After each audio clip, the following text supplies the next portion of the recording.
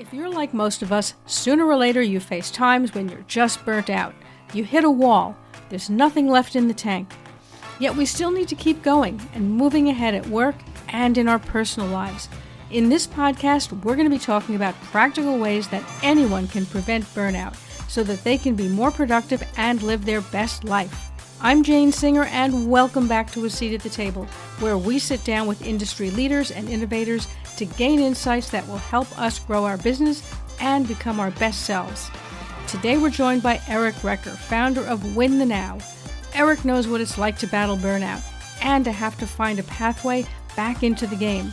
After trying almost everything to overcome the stress that comes from feeling that you always need to be just that much better, he found a way to identify his triggers and to prevent them from crashing his life.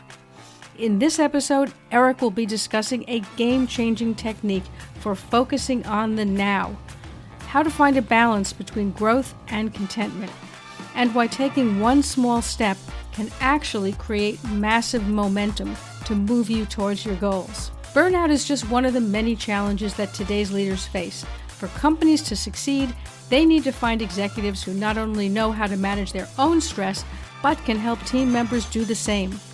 Finding those people can be the difference between success or failure for your organization. To recruit the best talent, leading businesses turn to AsiaNet consultants. AsiaNet has over 3 decades of identifying the right people for the right roles. Their massive network is able to support clients in filling even those difficult-to-fill positions. You can learn more about them at their website at asianetconsultants.com. I'll also leave a link in the show notes. Meanwhile, let's sit down with Eric and find out how we can conquer our burnout. Eric, thank you so much for joining us here on A Seat at the Table. It is a pleasure to have you with us on the show. I'm really excited to hear about what you've been working on and what you've been building. Yeah, Jane, I'm super excited to be here. Thanks for having me on. Oh, it's a pleasure. Now, there's a lot of talk around personal development, motivational coaching, and success strategies to help people live their best lives, to reach their full potential and so forth. You've coined the phrase winning the now. What does that mean? How is that different from other approaches to personal success? Yeah, so when I was trying to figure out what I wanted to do, I have a history of burnout in my dental practice. I'm a dentist by trade. And so I was really struggling with burnout and overwhelm and a lot of the things that people are struggling with. And it got really bad. So I needed to figure out what was going to be my mindset going forward. What was I going to do? And I know that mindset gets tossed all around and it gets watered down. But to me, if we don't win the battle between our ears, we're in trouble. So one of the phrases that I started to latch onto was win the day. And I liked that, but it was pretty noisy. There was a lot going on with that phrase. And what I found myself doing is when I would come home at the end of the day, after what could be 30 to 40 conversations with patients, with my team, with whatever, my wife would say, "How was your day?" And I was really quick to reduce it to the least common denominator. I would say, "Well, this happened." Right. And so what happened is I found out that I was basing my whole day on that. So I needed to make my day smaller. I needed to find out how to make a difference in each of those moments instead of what's the least common denominator for the whole day. And that's where Win the Now was born. So what I think happens is we get stuck a lot in the past and we worry a lot about the future. And so we miss the one thing that's completely guaranteed, and that's the now. That's what's right in front of us. And we miss it so often. So we look at the now, what's going on right now. For us, it's having a great podcast interview. That's what we're doing for this amount of time. That's the now for both of us. So then in that now, what does a win look like? Okay, a win looks like us having a great conversation. It looks like us adding value to your listeners. It looks like maybe somebody gets some hope from this. So it's looking at each of those moments of our lives and then finding out what does a win look like in those moments. That's really interesting. I don't think many people look at it, on that kind of a very granular level. But I think you're right. I think that it is difficult to look at things on a very macro level and try to wrestle them into formation. So I like the fact that you're saying, what can we do right now? Right now is all we have control over. As you're approaching this either in your own life or helping clients with it, how do you sort of guide them to implement this? Yeah, that's a great question. So I actually did this last Friday, and I've been doing this in workshops for groups. This last group organization asked me to come in and talk about stress management. And so I think that one of the things that happens is we're stressed when we're not in the moment. Our mind is all over the place. So what we do is we break down life into the different nows that we have. And I have a scorecard that I've created that helps us to do this. So we look throughout our day, what are the different nows that we're going to be in? And in each of those nows, what does a win look like? The thing is, we are going to take some losses. I am a dentist. I work in a dental practice. There's going to be some losses. People don't want to see me. I have team members who are struggling. I have all of these different things that can happen. But the reality is, if we take a loss, what I recommend for people is either make a note app in your phone, put it into an app in your phone, or just write it down on a piece of paper in your pocket. Then when you have a little time, take a look at that loss and then ask one really important question. What can I learn from that? And once we learn something from that loss, then not only are we able to move forward, but we can turn it into a win because we learned something from it. So then we have to bring ourselves right back into the now because there's another moment to grab a win, both for ourselves and for other people. So we kind of take something that seems big and kind of out there, and we apply it to each of the moments in our lives. That's so interesting. And I think it's a good discipline for people to get into, right? To be able to stop and pause and think and say, how am I reacting to this? And then move to the next thing rather than letting one incident crash your whole day, so to speak. Yeah, and it's easy to do, right? We've all had it. And I'm not saying I don't still fall victim to that, but over time, I'm becoming more self-aware of it. And I'm a student of those losses, learning what I can do with those. And I look back on my life and think some of the things that seemed like the biggest losses at the time ended up being really big wins. I had my idea of how it was supposed to work out. It didn't work out that way, but it turned out so much better than what I could have imagined at the time. That's really interesting because it really is the case that sometimes the worst thing that you think can happen actually turns out to be the best. So I'm really glad that you're bringing that up because we often don't think of it that way. We have something that we want, we have a goal, we have an outcome, we visualize the way we want it to be, and then it doesn't necessarily turn out that way. And sometimes that actually is the optimal outcome, not what we had wanted. So I'm really glad that you brought up the idea that you need to really look at things on. Yeah, I think so. I think an interesting exercise is to take out a piece of paper and write down the things in your life that haven't gone the way that you wanted them to. Maybe a relationship that didn't work out. Maybe a coworker left or a team member left. Maybe you got a diagnosis. Maybe a friend moved away. You just look at all of those things and make a note of how you felt when it happened, and then make another note about how that turned out better than you thought it would. And I think it's important to realize those things and then have that self-awareness, like you said, that perspective that sometimes things go different than we wanted them to, but then realize, oh man, if I'm in a really tough spot right now, what might happen out of this? It doesn't have to be a bad outcome. It just seems tough in the moment. Yeah, exactly. And I really like the way you framed that because oftentimes we don't stop and think about it like that, right? We're just too focused on what we want and whether we got it or not. So I think that this kind of sort of micro, I don't know what you call it, debriefing is a really good practice for people to get into. It's really an excellent habit to be able to build that into your day. And I think, as you're pointing out, do it daily, do it as things are taking place. Don't wait until the end of the month or the end of the year. It's the end of the year now, right? So a lot of us are looking back on the year and thinking about what we either achieved or didn't achieve. So I think that what you're bringing up is really important. Things do work out for the better most of the time. They do. And I love that term. I haven't heard it said that way, micro debriefing. Yeah. I think it's great because I think what it says is take a little time and realize, just do a quick debrief on that and then move forward. Because if we don't, then something maybe small that happened to us can easily become an anchor that's attached to us, and it slows us down and it weighs us down, and it doesn't need to. Yeah, exactly right. Now, based on your experience and the work that you've been doing, what do you see as the biggest thing or things that are holding people back or getting in the way of them achieving their goals? I mean, are there practical ways that they can tackle that?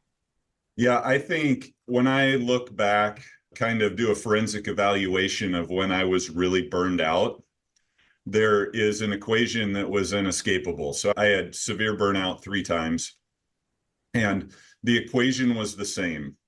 Burnout equals overcommitted plus not taking care of myself. So it was, and I think that's our problem.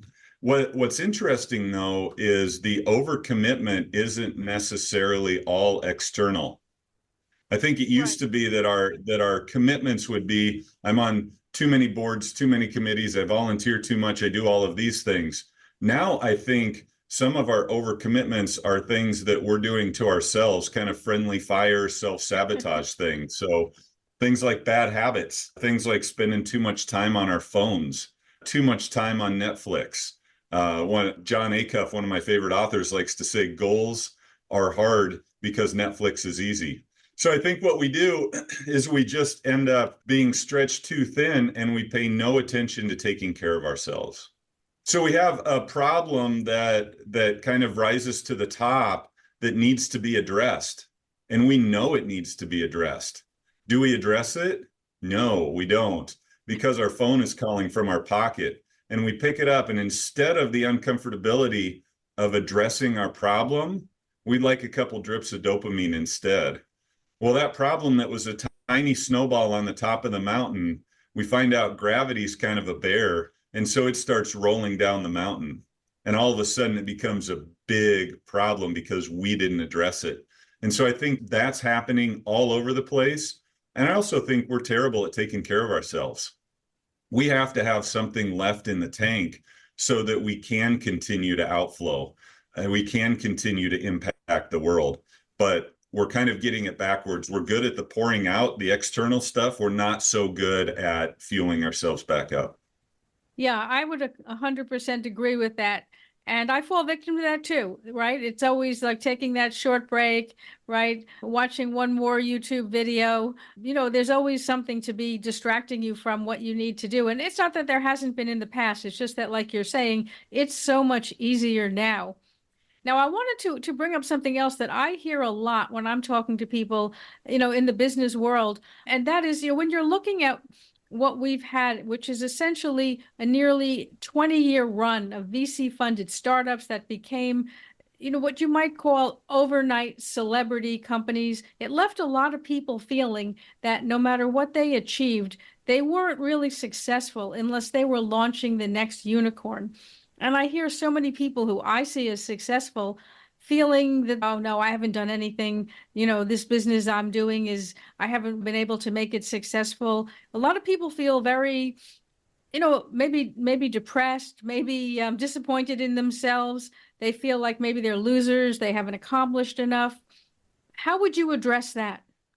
Well, I was one of those people. So not as much in the venture capital space, but I was bullied when I was younger. And because I was bullied and wasn't able to play games at recess, that seems like such a trivial thing. But in second and third grade in my school in Iowa, kickball at recess was life. That was super important. And I was told that I wasn't good enough to play. And so what I did in that moment, after it wasn't one moment, it was repeatedly over weeks. And so my little second or third grade self, who was kind of husky, rough around the edges, wasn't very athletic, made a pact with myself that I was going to be so freaking good at everything that I ever did that no one would ever not pick me. And so I think a lot of us have some kind of a story like that where we set this unattainable standard for ourselves at some point. Yes, some people are going to strike that mega deal. Some people are going to, but there are hundreds of people who aren't for every one that is. And you will run yourself into the ground trying to do that. So nothing was ever good enough for me through high school, college, through dental school. I started with running, and everything through a marathon wasn't good enough. I started in triathlon. Everything through Ironman wasn't good enough. Mountain climbing. And I finally got to the top of a mountain in Colorado called Mount Princeton. It was a 14er. And I was just standing up there looking around. And the phrase that really hit me right, like sucker punch right to the gut, was, if you don't know why you're climbing the mountain, you will not find the answer at the top. Very interesting. So, yeah, so to me, that was so important to me. I was climbing just for the sake of climbing. And somehow I was still trying to prove those bullies wrong. Man, they moved on from me that day. They didn't give a lick about me, but I was still working on a broken operating system. And I think we need to know why we're doing what we're doing. And I know why has been watered down and thrown around for so much, but it's so important. If we don't know why we're chasing what we're chasing, if we don't have a North Star, if we don't know what might be enough at some point, all we're going to do is keep chasing this unicorn that we're not going to find. And we're going to miss a lot of opportunities because we're only focused on that one outcome. Yeah, absolutely. And I really like the way you framed that if you get to the top of the mountain, you don't even know why you're up there. I think that's really good. I really like that. And I really think it's so relevant for today because honestly, between media and social media and everything being really hyped up, it is difficult for anybody to feel like they've achieved anything worthwhile, right? It seems like everybody else's life is written hyperbole. And even people who are quite accomplished and have achieved huge things oftentimes feel like they've done nothing, which is a pity. People go around feeling depressed because of that. Yeah, they do. And I think even Rockefeller, when they asked him how much was enough, one of the wealthiest people that has ever lived, they said, I'm pretty sure it's him. They said, how much is enough? And he said, a little bit more. And I think that's the problem. Right, So when right. that's always the mentality, we're never going to find contentment. We're never going to find peace. And the problem is, I can pull up social media right now and get stuck in comparison because I want this person's house and I want this person's kids that are achieving all of this stuff. And boy, that person's spouse looks pretty attractive. And boy, they get to take a great vacation. Wow, this person gets to retire at this age. And you want all of those things at the same time, even though nobody has all of that. And so then you're left wanting. You're left thinking, boy, I haven't done anything. And so there's always going to be something more. There's always going to be that thing that's out there. And people might say to that, oh man, you're crazy. Like, you took your foot off the gas and now you're done. No, I'm working as hard as I ever have. I'm seeing patients in my dental office 3 days a week. And then I'm doing success coaching and speaking and workshop facilitation the other 2 days. So I'm actually working more hours than what I did, but I am right in my lane, doing exactly what I want to do, feeling like I'm making the most impact that I can. And that's where I am for this season. Wow, that's really impressive. And I think very few people would be able to balance those two things and do both successfully. That's quite an achievement. Well, thank you. People ask me this all the time. Why didn't you just stay being a dentist and spend the rest of your career doing that? You're doing just fine. You get to do a lot of things. I said, here's the thing. If you have a message inside you that is almost painful to keep to yourself, then someday you're going to lay on your deathbed if you didn't do anything about it, and you're going to have a regret. And I'm not willing to have that regret someday. I'm going to go down swinging, knowing that maybe I helped a few people along the way on their burnout journey so they didn't have to get to the point of chest pain, heart palpitations, and panic attacks. Because I don't want that for other people, because it's vicious and it's brutal, and there's warning signs along the way. Yeah, absolutely. Well, I think it's really impressive that you saw that and that you actually took action on it, because so many people, even if they recognize there is something like what you're doing that they'd like to do, very few of us, me too, actually move the bus forward and get going on it. It's a lot easier to talk about it, to think about it, than it is to actually, move out of first gear and get moving. It's very difficult. It was extremely difficult for me. I had my first round of burnout in 2009, 2010. And so apparently I'm a very slow learner, because round three was around COVID. And so, boy, that's 7, 8 years, 10 years that I was dealing with that. So I'm a slow learner. I want to help other people be able to move forward. I was the one who kept picking up my phone or distracting myself, and my snowball got really, really big. I was a month away from walking away from my dental practice Wow. because I thought that was the only way. And all I would have been doing was going around my problem.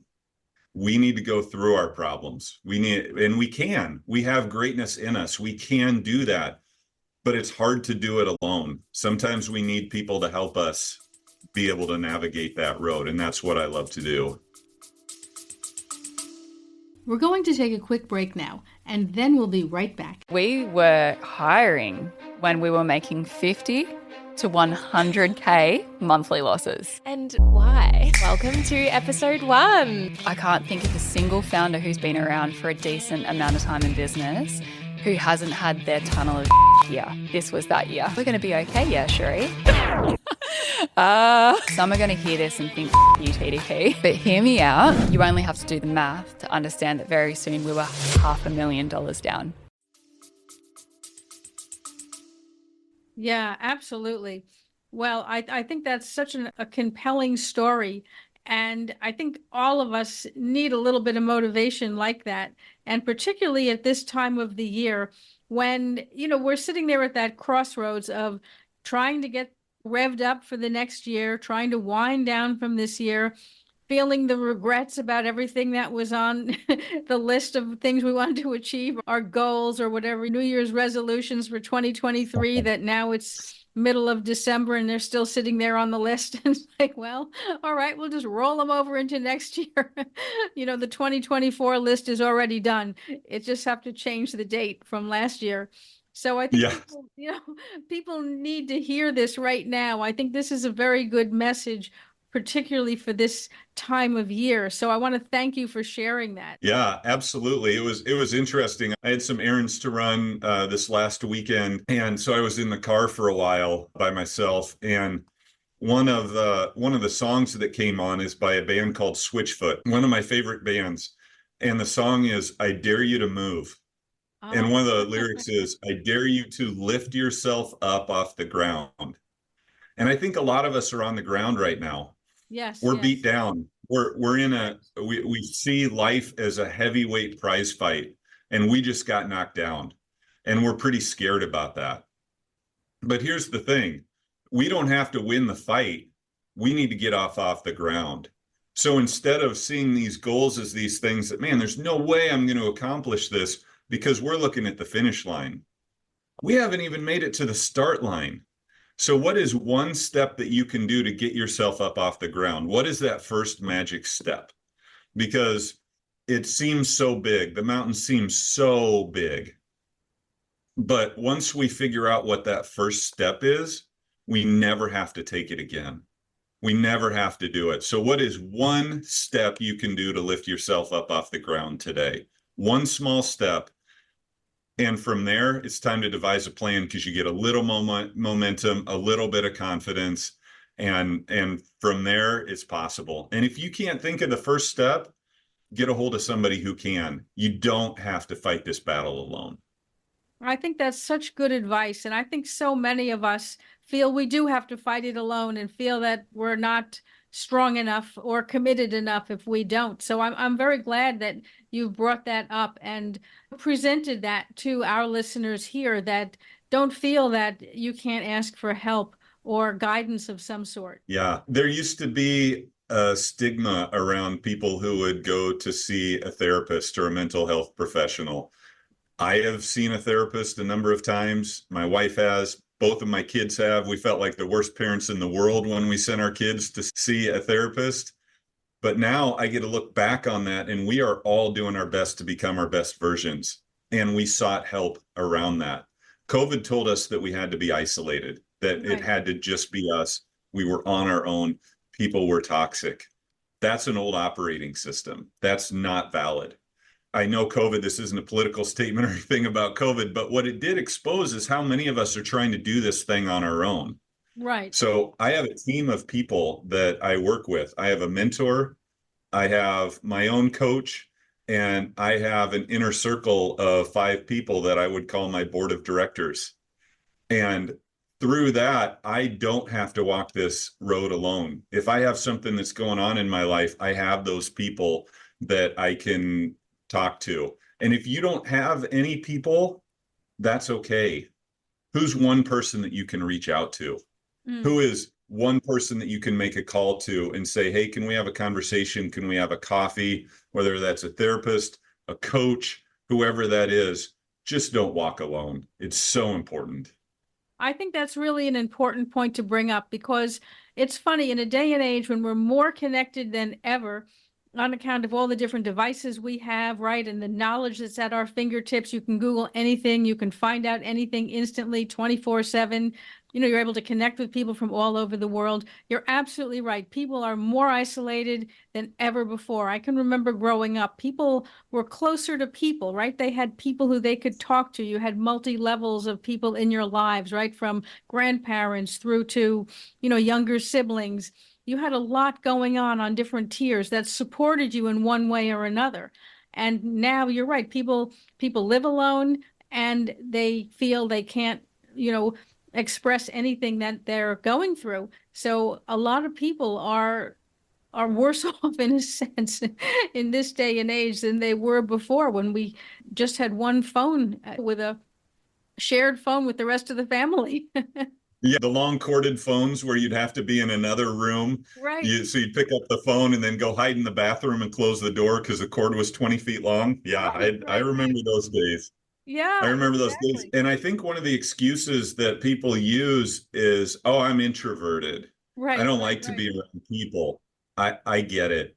I get it. I need my recharging time by myself as well. But we're not meant to be alone.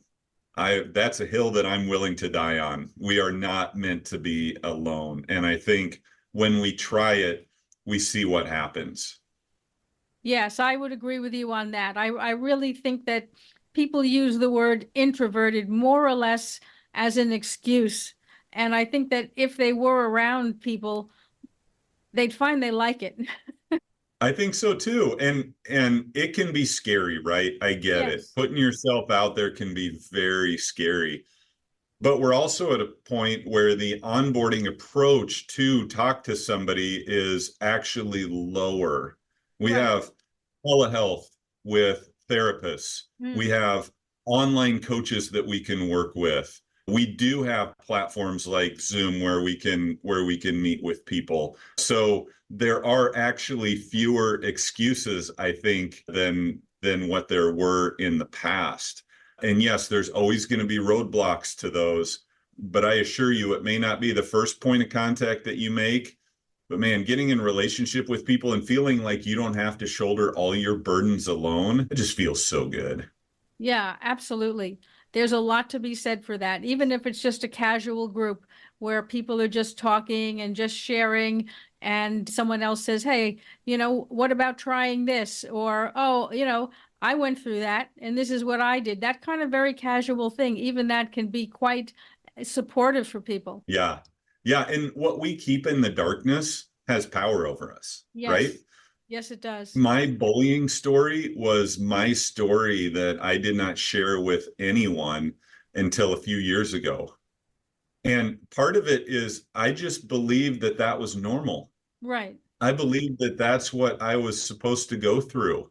And So I didn't share it with anybody. And I will tell you the freedom, and part of it, I hadn't even made the connection, but the freedom in being able to share that story, and then for other people to say, oh man, I had a bullying story too. And it's when we share those things and other people hear it and they find out they're not alone. And most importantly, that junk that you have is not left in the darkness where it has power over you anymore. You can say, this is not the end of my story. This is just a part of my story. And I think it's amazing the healing that can come when those things happen. Yes, absolutely. You're absolutely right about that. Now, Eric, you've shared so many interesting things. I think that a lot of people would love to hear more from you, would love to be able to find out more about what you're doing with Win the Now. How can people find you and connect with you? Yeah, the easiest place to find me is my website. It's ericrecker.com. And from there, I have links to hiring me as a speaker or a coach. I also do a weekly blog. If you go to my website, there will be a pop-up for a 5-day knockback burnout challenge. And the thing I like about that is I wish I would have had a resource like that before things got so bad. It's a nice way to just kind of dip your toes into, am I burnt out? What am I really feeling? I want something that I don't really have to talk to anybody about to start with. It's a great free resource that you can check out, and links to my social media and all of those things, just like we talked about social media. But my goal is to be part of the good part of people's stories. So everything I post is positive and hopefully uplifting. So yeah, check all that out. I would love to have a conversation. Send me an email. Let's keep the conversation going. Perfect. I'm going to include those links in the show notes for this episode. And again, I'd like to really thank you, Eric, for taking the time, for joining us here on A Seat at the Table, and for sharing so many fabulous insights. Thank you, Jane. It's been a real pleasure to be here.